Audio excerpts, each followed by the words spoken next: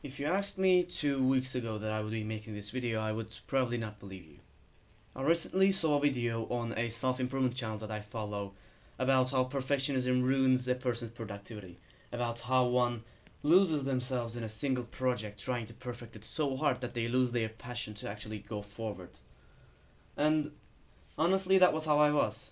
From the way you see it, there is only 4 videos, 2 of them being actually serious and 2 of them being basic shitposts on the channel. And well, although you obviously don't see what is on the background, there have been several really serious and really big projects that I've invested quite a time into. Whether it be analysis or a comparison of allegory and applicability from the perspective of J.R. Tolkien, the author of Lord of the Rings, or the philosophy of coffee and how it applies to the world building that I am planning, how I wanted to make a language that combines the Scottish roots of dwarves, the Scandinavian runic texts, and Turkish culture, or rather the medieval age Turkish culture. And obviously, none of them were shared on the channel, and obviously, you've seen none of them. Excluding the primary reason, that is being perfectionism, and many of them being left unfinished because I invested so much time into them and so much effort, and I spent so much time learning very minuscule things about Adobe Pro that I didn't actually have time to apply what I learned in theory to the videos themselves. So today is going to be a little bit different. I thought that to also fight against my own perfectionist tendencies, I decided to make this video without any editing, or without any significant editing. I'll probably put some background onto it and edit out the stuttering. That will be all. Now, for the topic, so this is also going to be the title of the video, probably, is working for a cause together. Now, as of the time that I'm recording this video, I've gotten quite, let's say, isolated from those that I cared about recently.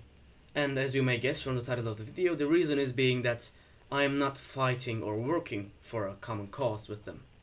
Now, I really underestimated the amount on how much working for something together gets people closer, even if you hate them in the beginning.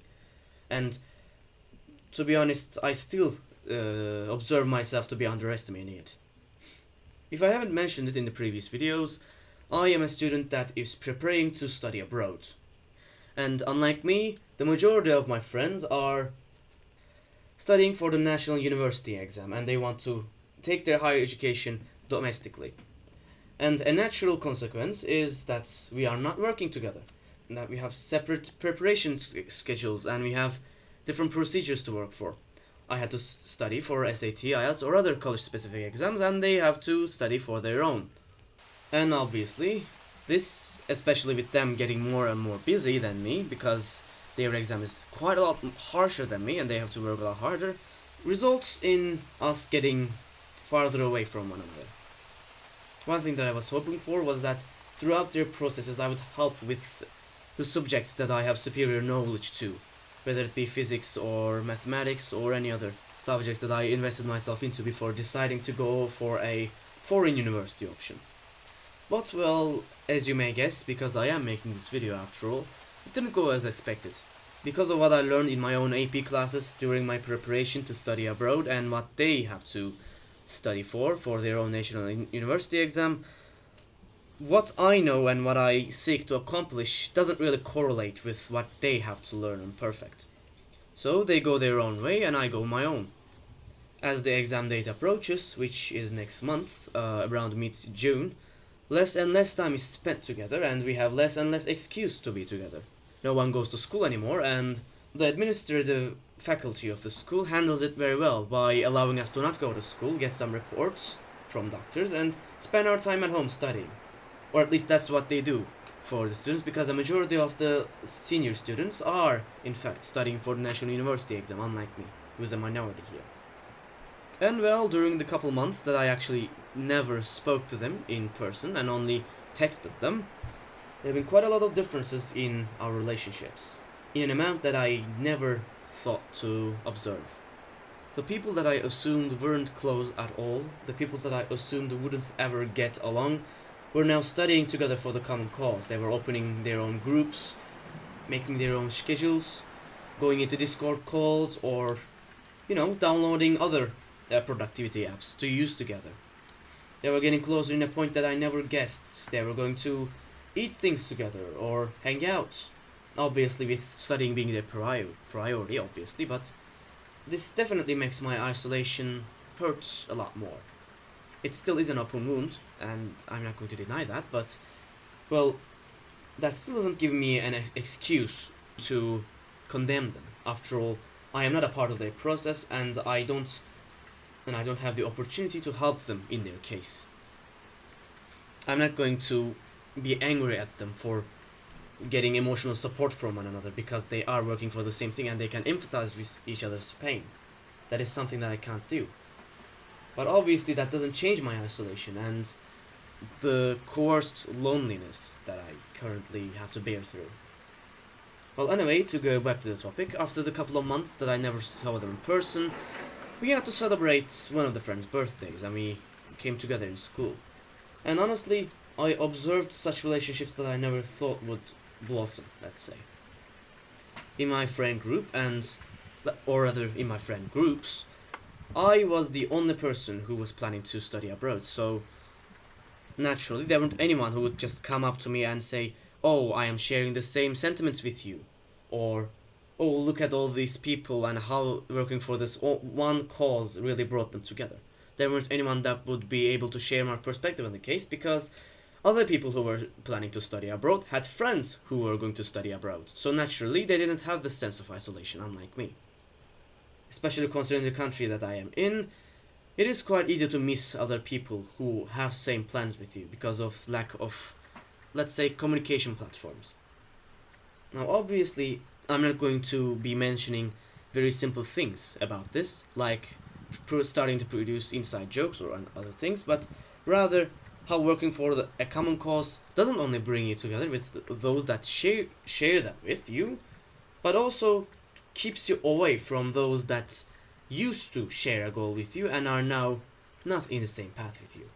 So as those people came closer and closer with one another, they were separating themselves from those that didn't share. It wasn't only me, obviously, but they got farther and farther away from their friends who weren't really going for the same thing with them, who had maybe alternate plans, or they had other priorities, or they didn't have to study as much or had to study more. So the closer they are to each other in the amount of efforts they have to put in for achieving, that much more they got close together. And the more foreign someone else's effort was to them, the more isolated that person became. It was as if I was observing magic being casted in real time.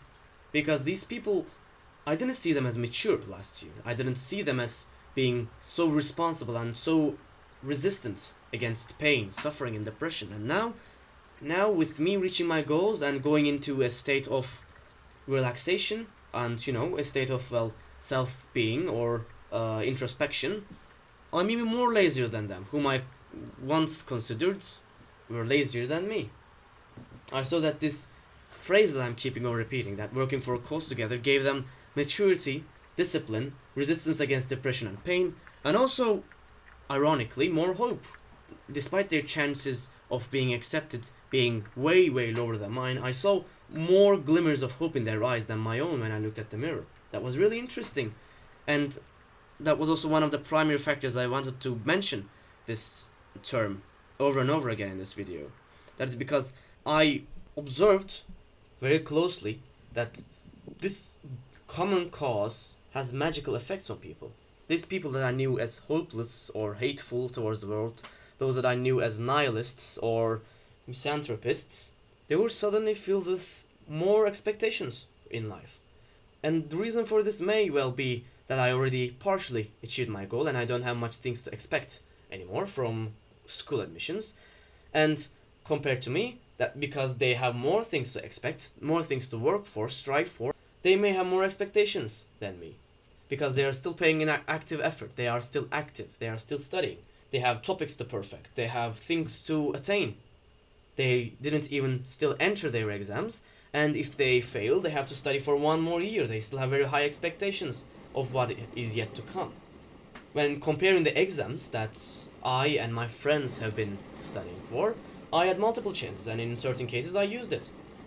For example, in my case, I had the opportunity to take SAT for 3 times, which naturally caused me to have less worries than my friends who have to bear with this cruel exam who is only arranged once a year in June.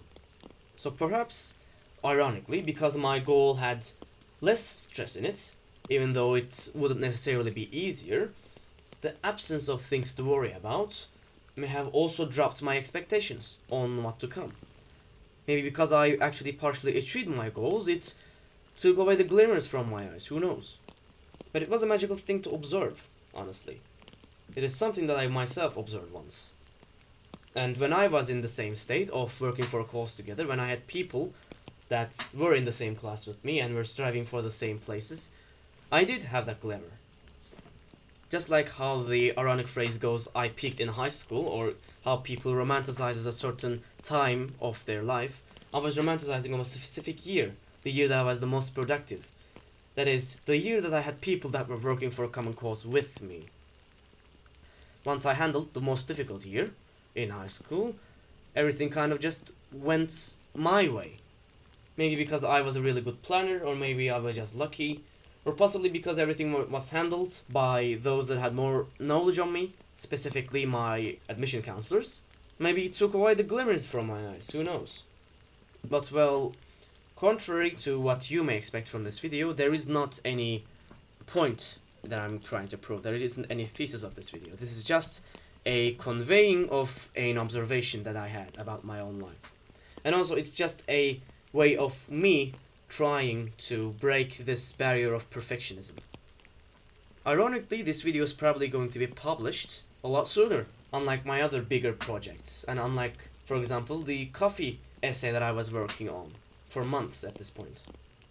Again, ironically, I was planning a lot bigger things for that one. I was going to compare the history of coffee along with its philosophy and what it has caused in humanity. Where it started, where it went. I was going to mention the evolutionary relation of coffee with humans. How it symbolized change for me. How this quote-unquote philosophy of coffee was actually more than what we presumed. And obviously, because you're right now listening to this, you know that the projects didn't go well. Let alone the giant essay that I had to write for it, all this point to bring out and all this point to connect together, it was left unfinished. The background research for the project was too heavy for me. Well, if this kinds of videos make slightly well, I may make more of them, since I still have topics to talk about, but we will see. One thing that I want to note, and one thing that I want you to know as the viewer, is that the primary purpose of this video is indeed quite selfish. Because I made it for myself to combat against my own perfectionism. So I would like to keep both your and my expectations of this project low. Because if we're going to start from somewhere, on world building, then let us start from being able to speak at least. Because if I can't speak, if I'm too focused on pronouncing correctly, if I'm too focused on choosing the best word possible, writing essays and trying to find the perfect one, scrolling down Google Translate and other online dictionaries for hours, then none of the videos are going to get finished. So at first, I have to get used to having low expectations and finish a project, whether it be below what I want from it or above it. Anyway, this was just a tiny bit of introspection from me and a little insight on what I'm going through right now, and also the primary reason that this channel isn't active, really. But if I can get the courage, and if I do get my mind frame right, I may be able to skyrocket my priority and start to make some actually good content. Well, from me recording this video with a tired body and a sick voice in this hot spring afternoon in the middle of May, thanks for watching, and I'll see you next time.